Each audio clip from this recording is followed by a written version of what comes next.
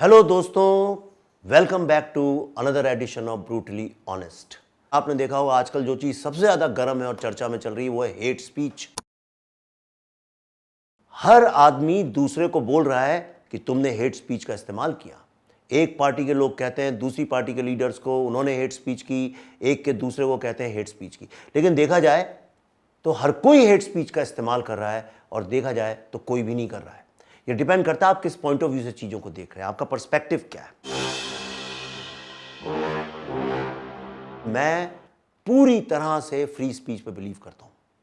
मैं human freedom और human autonomy पे 100% बिलीव करता हूं। और इसलिए बिलीव करता हूं क्योंकि मैं एक हिंदू कल्चर में बड़ा हुआ हूं जहां पे शास्त्रार्थ की परंपरा रही है।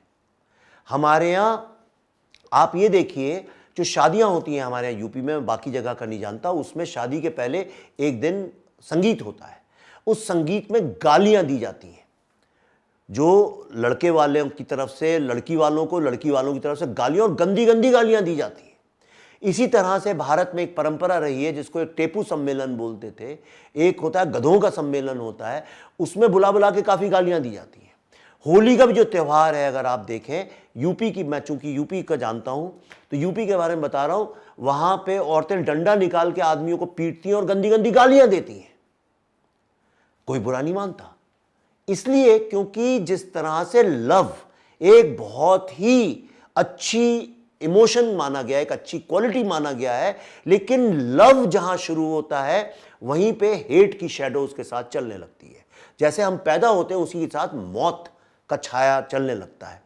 लव बिना हेट के हो नहीं सकता, बिना हेट के लव हो नहीं सकता। ये दोनों एक दूसरे के रेप्रिकॉशंस हैं। इसलिए मैं फ्री स्पीच को मानता हूं और मेरी नजर में हेट स्पीच की भी उतनी ही वैल्यू है जितनी की लव स्पीच की वैल्यू है। अब मैं आपको समझाता हूं आगे, आखिर ये हेट स्पीच है क्या।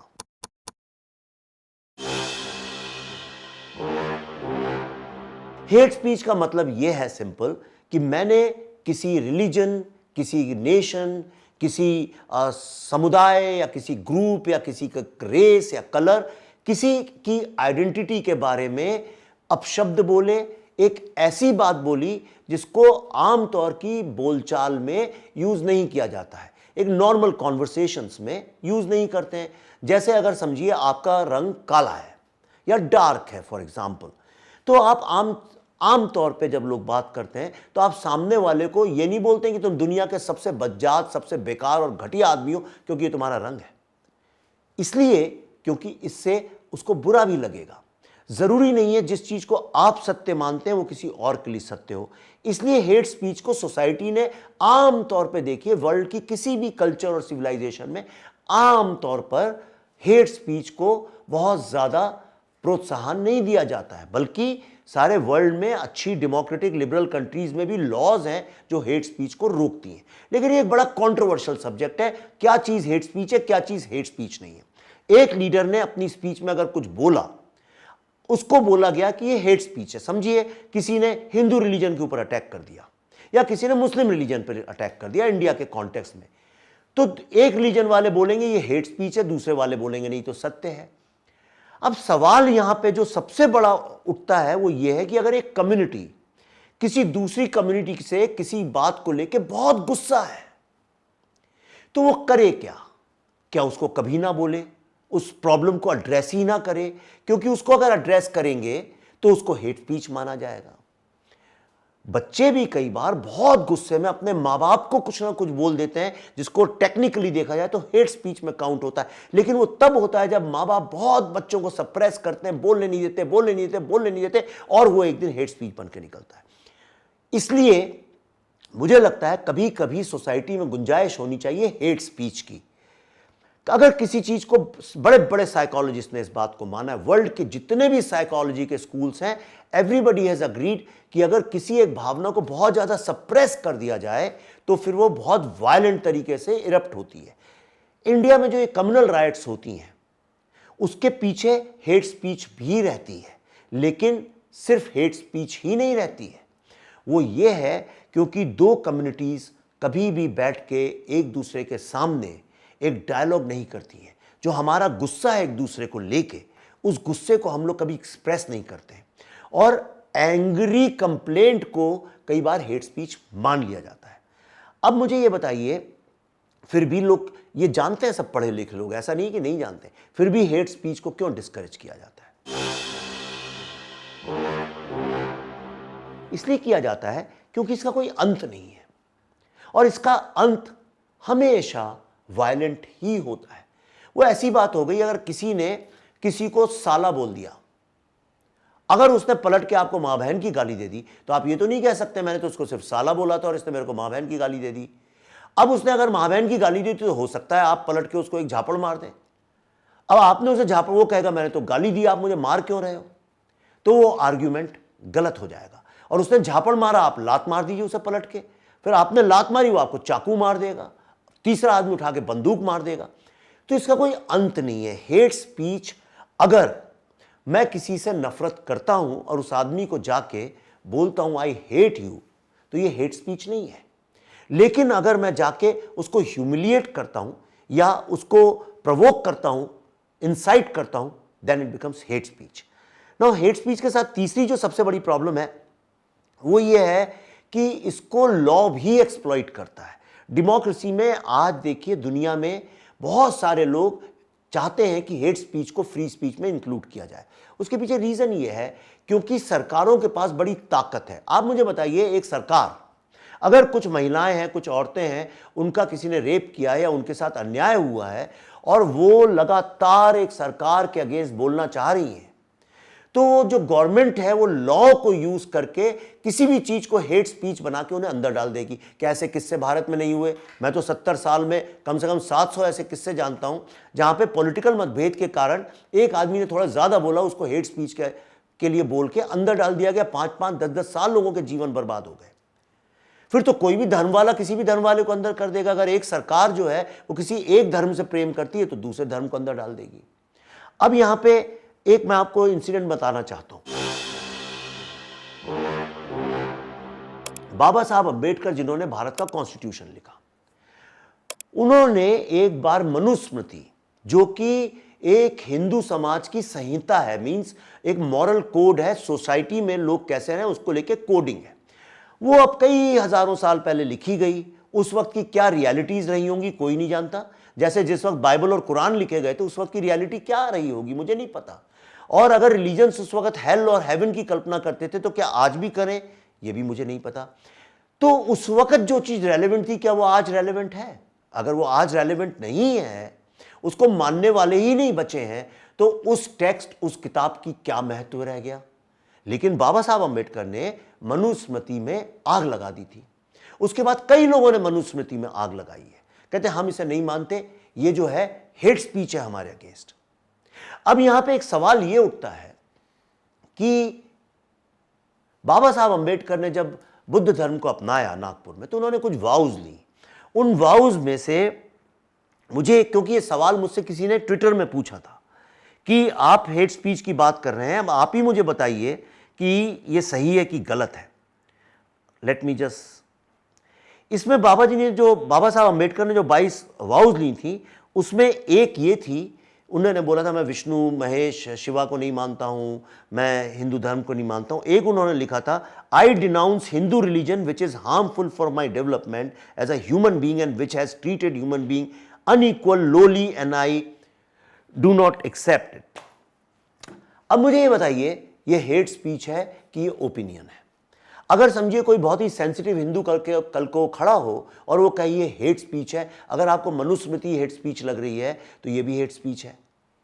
ये एक बहुत ही सेंसिटिव, कंट्रोवर्शियल और नेवर एंडिंग डिबेट है, क्योंकि मनुस्मृति तो आपके किसी काम की नहीं है, वो रेलेवेंट ही नहीं है। जब हम भारत में कॉन्स्टिट्यूशन लिख दिया गया तो उसकी कोई रेलेवेंस नहीं है। इसी तरह से अगर आप ये कहते हैं कि हिंदू धर्म करेक्ट नहीं है, तो उसको मानने वाले जो हैं वो उसको क्या माने? अब सवाल यह भी उठता है कि एक राष्ट्र में जो कि इतना इंक्लूसिव और लिबरल है और जो सेकुलर राष्ट्र है, वहां पे किसी को काफिर बोलना, क्या वो हेट स्पीच नहीं है? क्या किसी के नाम पे सर तन से जुदा बोल देना, अपने ईश्वर या अपने गॉड या अपने रसूल के नाम पे, क्या वो हेट स्पीच नहीं है? हेट स्पीच ये तो बड़ी वायलेंट स्पीच है। किसी के सर को तन से जुदा करने की जो बात है, वो तो सिर्फ हेट स्पीच नहीं है, वो तो डायरेक्ट कॉल फॉर एक्शन है, वायलेंट एक्शन है। कहने का मतलब यह है कि ये नेवर एंडिंग डिबेट है। इसके लिए मैंने अपनी लाइफ में ये रूल बनाया है। मुझे ये लगता है कि एक हमारे यहाँ कॉन्सेप्ट है जिसका नाम है हिंदू फिलॉसफी में, जिसको कहते हैं सत्य प्रिय वचन, जिसको मैंने अपनी लाइफ का कॉन्सेप्ट बनाया है। वो ये है कि सत्य बोलना, जैसे कई लोग कहते हैं कि अरे हम उनको ऐसा क्यों नहीं बोल सकते जबकि वो सच है।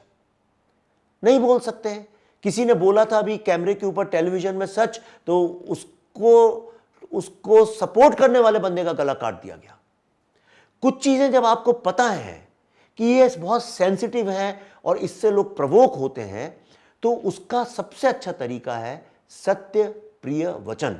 सत्य हमेशा बोलिए, कभी झूठ मत बोलिए, सिर्फ सत्य ही बोलिए। मैं कहता हूं इधर उधर भी मत करिए, हिपोक्रेसी में मत बच। लेकिन आपको एक इतनी बड़ी गिफ्ट है जो कि जानवरों के पास नहीं है, वो है भाषा, लैंग्वेज। तो आप ऐसी लैंग्वेज का इस्तेमाल करिए जो कि सुनने में प्रिय लगे। प्रिय का मतलब यानी कि सुन के कोई ताली बजाए और तारीफ करे, उसका मतलब यह है जो कानों को अप्रिय ना लगे, मतलब किसी को प्रवोक ना करे, इंसाइट ना करे, उसको हीन भावना से ग्रसित ना करे। सत्य प्रिय वचन, जो लोग सत्य प्रिय वचन बोलते हैं वो जीवन में हमेशा बहुत आगे जाते हैं, वो हमेशा एक लेगेसी छोड़ते हैं, उनसे लोग प्रेम भी करते हैं और उनकी बात सुनते भी हैं। दूर जाने की ज़रूरत नहीं है, अपनी ही ज़िंदगी में झांक कर देखिए। जब आपने आपकी कमज़ोरी के बारे में किसी ने आपको एक अच्छे तरीके से लॉजिकली बैठ के बताया है, उसका असर आप पे ज़्यादा हुआ है, या उसका जिसने कहा है तुम तो बिल्कुल गधे हो, नालायक हो, कुछ जानते ही नहीं हो, तुम किसी लायक ही नहीं हो। हालांकि हेट स्पीच नहीं है, हो सकता है ट्रूथ हो, तुम किसी लायक ना हो, नालायक हो, लेकिन अगर किसी ने तुम्हें समझाया हो कि तुम्हारी नालायकी से तुमको क्या नुकसान है, तो आपने उसको समझ के अमल किया होगा। लास्ट में मैं आपको हेट स्पीच के संदर्भ में एक ही बात बताऊंगा कि जो लोग हेट स्पीच देते हैं उनसे प्रवोक भी नहीं होना चाहिए। वो क्या करते हैं वो उनका कर्म है, आपको वो नहीं करना चाहिए। And for generally for the society, hate speech देने वालों को सबसे अच्छा तरीका डील करने का, उन्हें इग्नोर कर देना चाहिए। उन्हें यहां से सुनो, वहां से निकालो। अगर सब लोग ये करें तो उनकी रेलेवेंसी खत्म हो जाती है। मैं अब आपको बताता हूं मैं कैसे डील करता हूं। ऐसा नहीं है कि मेरे दिमाग में कभी कोई किसी के लिए हेट स्पीच नहीं आती। कई लोग, आपने किसी को उधार दिया, उसका वक्त पे फायदा कराया, और वही आदमी आगे जाके आपका बहुत बड़ा नुकसान करता है। मन करता है भर भर के गालियां दें, क्या क्या नहीं बोले। कई समाज के लोग, धर्म के लोग, मैंने जैसे फिल्म बनाई द कश्मीर फाइल्स, और उसके बाद मेरे ही नाम पे फतवा इशू कर दिया कि इनको मार डालो। तो आप मुझे बताइए, ऐसे लोगों के बारे में बोलने का मेरा मन नहीं करता क्या? और मैं करूं तो क्या नाजायज है? लेकिन मैंने आपको सत्य प्रिय वचन के बारे में बताया है, तो मैं आपको 5 सिंपल टेक्निक्स बताता हूं मैं क्या करता हूं। सोशल मीडिया नंबर 1, जब मेरा सोशल मीडिया में मन करता है किसी के बारे में कुछ गलत बोलने का, प्रवोक करने का, एक ऐसी बात बोलने का जिससे किसी का नुकसान हो सकता है, या जो जनरली सोशल मॉरल कोड में जिसको मान्यता नहीं है, तो मैं क्या करता हूं, राइट इट डाउन। आप वो tweet, Instagram post, Facebook post लिखिए, डेफिनेटली लिखिए, लेकिन उसको पोस्ट मत करिए, उसको ड्राफ्ट सेक्शन में डाल दीजिए। फिर अगले दिन उठिए, आपको खुद समझ में आ जाएगा कि उसको डालना चाहिए कि नहीं डालना चाहिए। जब आपका दिमाग ठंडा होगा, आप उसकी भाषा बदलेंगे, टोन बदलेंगे, और कई बार तो वो चीज रेलेवेंट ही नहीं रहती। अगले दिन सुबह उठेंगे, उसकी कोई वैल्यू ही नहीं रहेगी। दूसरी चीज है, जब कोई किसी के अगेंस्ट हेट स्पीच करने का मन करे तो थोड़ा रुक जाना चाहिए, क्योंकि कोई भी प्रॉब्लम, कोई भी भावना, आहत की हो चाहे नफरत की हो, जब वो बहुत पास होती है तो बहुत बड़ी लगती है, लेकिन धीरे धीरे वक्त गुजरता है तो हमसे दूर जाने लगती है, और जब वो दूर जाती है तो उसकी ज़िंदगी में महत्व ही नहीं रह जाता, इंपॉर्टेंस ही खत्म हो जाती है। तीसरा तरीका यह है कि कोई ऐसा व्यक्ति जिस पर आप बहुत विश्वास करते हैं, आपकी माँ, आपके पिताजी, आपके भाई बहन, आपका कोई दोस्त बचपन का, उसके साथ अकेले में जाइए और कहीं बैठिए एक पटिए के ऊपर, और जितना आपको नफरत की बात करनी है, जितनी हेट फैलानी है, जो बोलना है उससे बोल दीजिए और उसके बाद मजे में जाइए, कुछ सिनेमा देखिए, समोसा खाइए और मौज करते हुए घर चले आइए। ये क्या है, सारा दिल का खेल है, ईगो भावनाओं का खेल है। एक बार जहर निकल जाए तो फिर जहर की जरूरत नहीं पड़ती है। और लास्ट चीज, फिर भी आपको अगर लगे कि नहीं मुझे तो ये करना ही है, बोलना ही है किसी के खिलाफ, ऐसी बात कि सामने वाले के दिल को ऐसी चोट लगे कि वो तिल मिला जाए, तो आप एक काम करिए, एक कागज लीजिए और उसमें आप एक ऐसा लाइन ड्रॉ करिए और उसमें एक तरफ लिखिए, जैसे बैलेंस शीट बनाते हैं ना, फायदा नुकसान, अब आप उसमें एक तरफ लिखिए फायदा, एक तरफ लिखिए नुकसान, लिखिए बेनिफिट्स और एक तरफ लिखिए लॉस। आप देखेंगे कि आपकी जो लॉस, नुकसान की जो साइड है वो कई सारी चीज़ों से भर जाएगी। ये तो जेल जा सकते हो, लॉ टूट जाता है, आपको ट्विटर या इंस्टाग्राम सस्पेंड कर सकता है, आपकी यूट्यूब चैनल बंद कर सकता है, आपके दोस्त छूट जाएंगे, आपके माँ बाप गुस्सा हो जाएंगे, आगे चल के आपको रिग्रेट होगा, क्योंकि मुंह से निकला शब्द और तीर कमान से निकला बाण ये वापस नहीं आते। और आप देखेंगे कि फायदे का जो कॉलम है, आपके प्रॉफिट या बेनिफिट का जो है, उसमें आपको एक भी चीज़ नहीं मिलेगी बजाय इसके कि एक मोमेंट्री दिल को तसल्ली देने वाली बात।